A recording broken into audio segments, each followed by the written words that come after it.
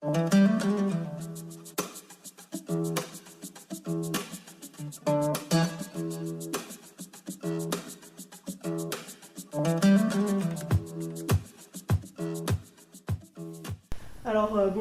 Pape, merci de nous accorder cette interview.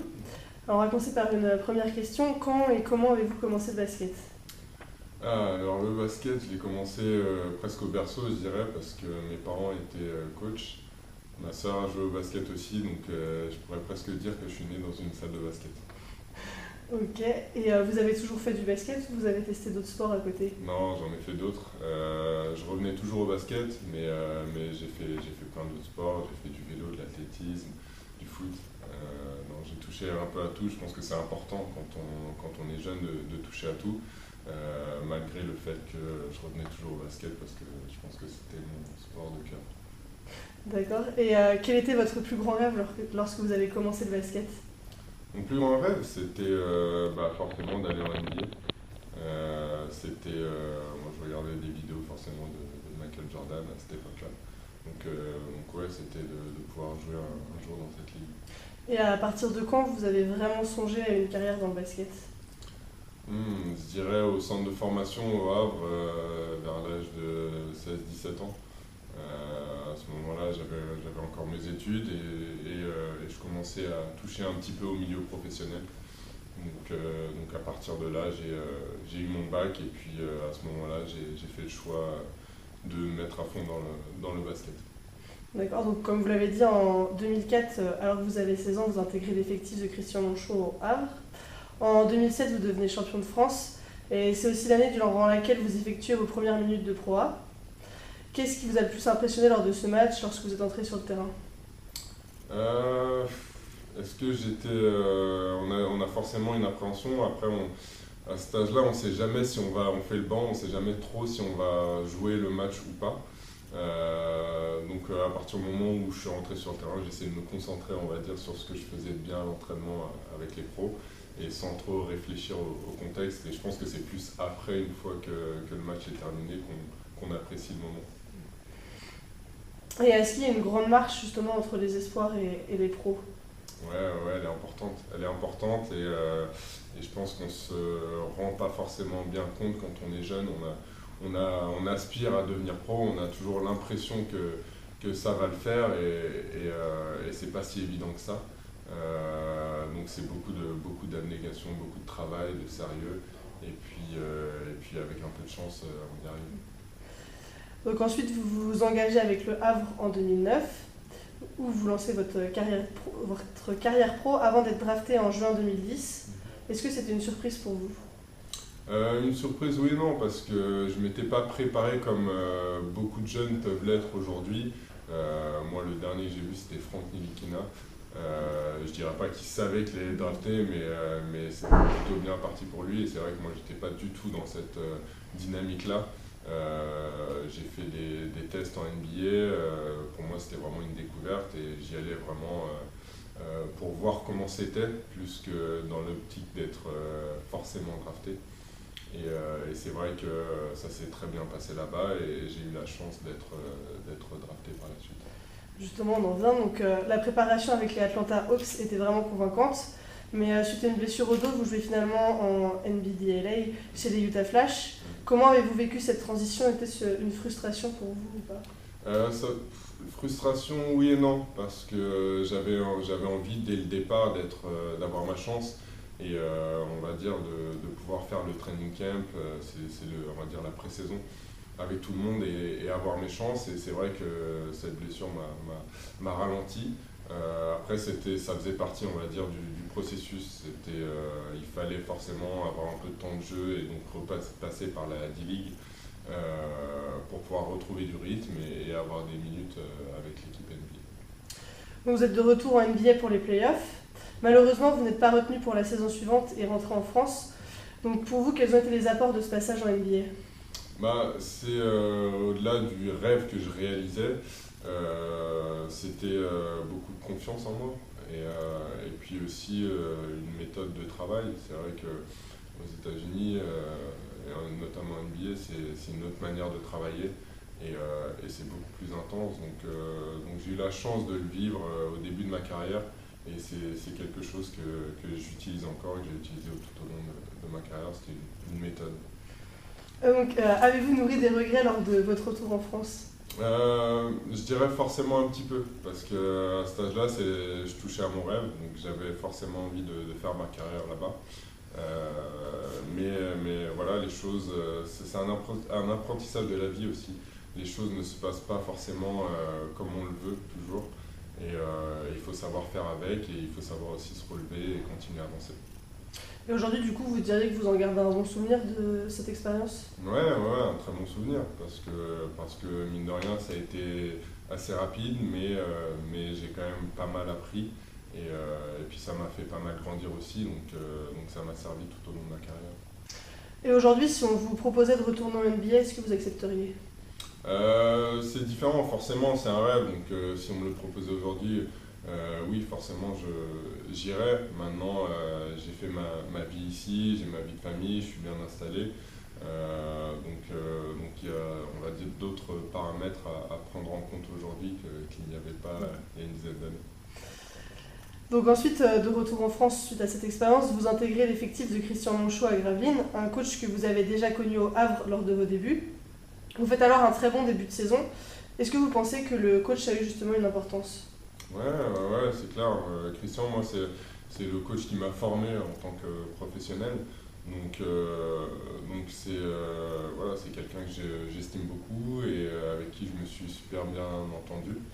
Donc forcément, il avait sa part dans ma réussite. Et c'est justement quand on se sent le mieux, on va dire, qu'on est le plus performant et ça devait être le cas. Ouais.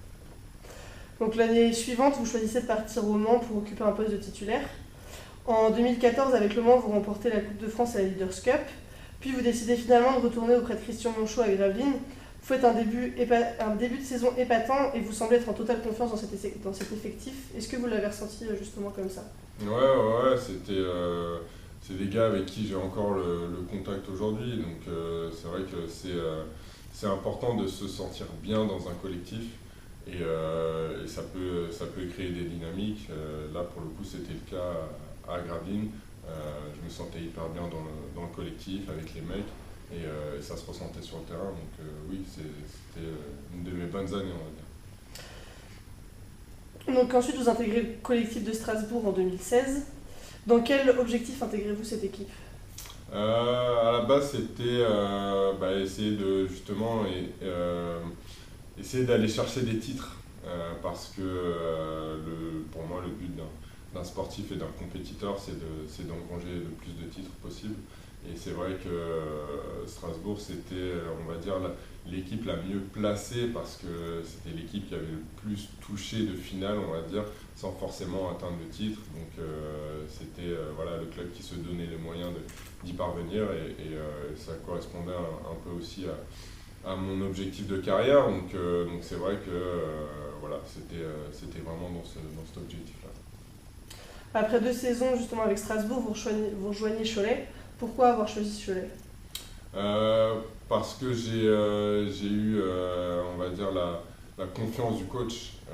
J'ai senti que voilà, dans son discours, il me voulait vraiment, qu'ils avaient vraiment un projet aussi par rapport aux jeunes et de par mon expérience, je pouvais les aider. Donc c'est vrai que c'était un projet assez intéressant et puis je sortais aussi d'une blessure, donc il fallait aussi que je retrouve des minutes et du temps de jeu.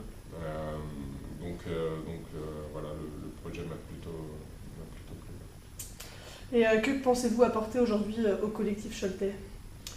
Toujours mon expérience et puis le fait que voilà, aujourd'hui je sois en bonne santé, que je retrouve mes qualités et c'est vrai que voilà, c'est des choses que j'ai pu faire tout au long de ma carrière et puis je peux m'exprimer pleinement ici, donc on va dire apporter un peu tout ça.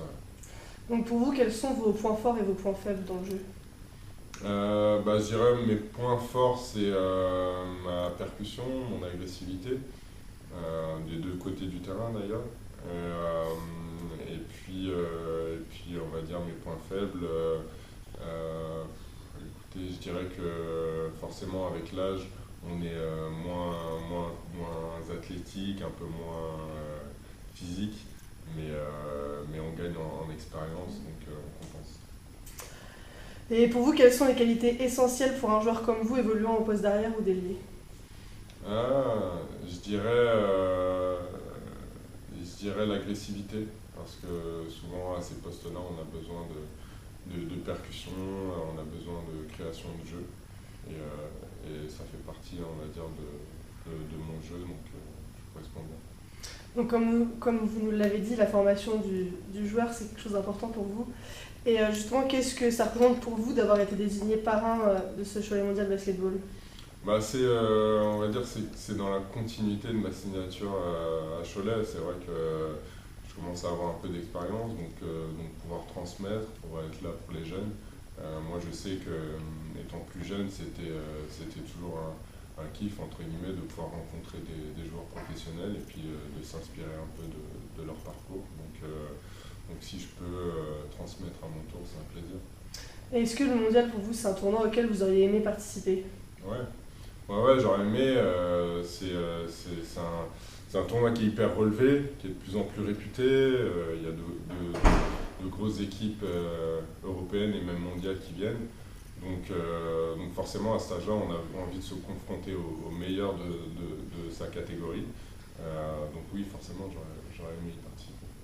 Si vous deviez décrire le tournoi en un mot, ce serait quoi?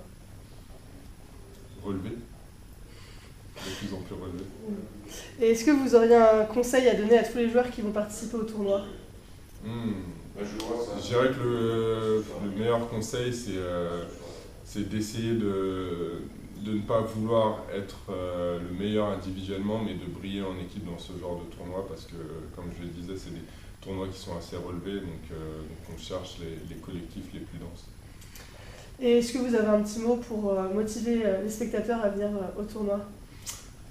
S'ils ne sont pas déjà motivés à voir le nom des équipes et les talents qu'il y a, voilà, je pense que c'est nous-mêmes en tant que professionnels, on aime voir ce genre d'opposition, même si c'est des jeunes.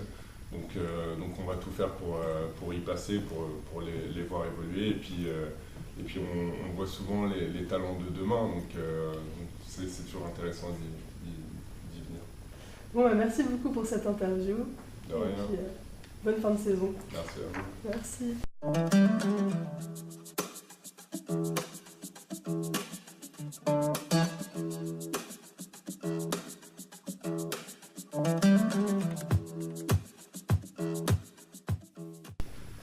Vous êtes prêts à voir les talents de demain?